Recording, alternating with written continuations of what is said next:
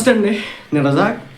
మీ అందరికీ తెలుసో లేదో, గుర్తుందో లేదో ఏమో మరి, ఉస్తాద్ భగత్ సింగ్కి సంబంధించినటువంటి అప్డేట్ ఈరోజు ఉందని తెలుసా మీకు?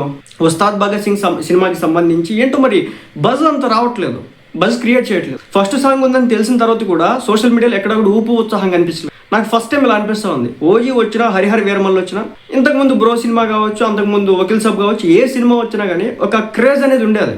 కానీ ఎందుకో తెలియదు, ఉస్తాద్ భగత్ సింగ్ మీద ఆ క్రేజ్, ఆ బజ్ అనేది బిల్డ్ కాలేదు. అంటే సినిమా వచ్చే టైంకి అయితే బిల్డ్ అవుతుందనే నమ్మకం నాకైతే ఉంది. ఎందుకంటే అది పవన్ కళ్యాణ్ గారి చరిష్మాతో వచ్చేస్తుంది అనమాట. ఆయనకున్న దమ్ము, ఆయనకున్న క్రేజ్, ఆయనకున్నటువంటి స్క్రీన్ ప్రెజెన్స్తో తప్పనిసరిగా వస్తుంది, నేను కాదనట్లేదు. కానీ ఈరోజు ఫస్ట్ సాంగ్ వస్తుందన్న విషయాన్ని ట్విట్టర్లో కూడా ట్రెండ్స్ కొట్టట్లేదు, ట్విట్టర్లో సెన్సేషన్ క్రియేట్ అవ్వట్లేదు. నాకు అది అర్థం కాలేదు. సో ఈరోజు డిసెంబర్ 9న ఈ సినిమాకి సంబంధించినటువంటి ఫస్ట్ సాంగ్ని అయితే మూవీ టీం అయితే రిలీజ్ చేస్తుంది.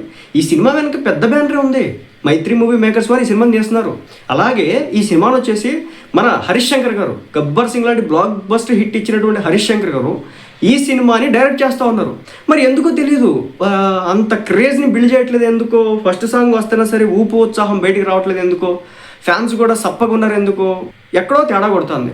ఫస్ట్ ఎందుకంటే ఎక్కడ తేడా కొడుతుందో కూడా నాకు ఒక ఐడియా వచ్చింది. ఏమంటే ఈ సినిమాని ఒక రీమేక్, పవన్ కళ్యాణ్ గారి సినిమాలు మొత్తం రీమేక్స్. మొన్న ఓజీ వచ్చింది చూసినారా, అలా ఉండాలి స్ట్రేట్ సినిమాలో. సరే రీమేక్ వస్తే వచ్చింది, పవన్ కళ్యాణ్ స్క్రీన్ ప్రెజెన్స్తో కొట్టేయచ్చు.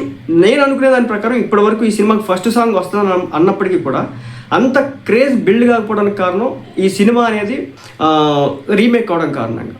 ఏదో తమిళ సినిమాకి రీమేక్గా వస్తుంది. ఆల్రెడీ ఆ సినిమాని అన్నింటినీ కూడా మనం ఆల్రెడీ తెలుగులో కూడా చూసేయడానికి జరిగిందనమాట.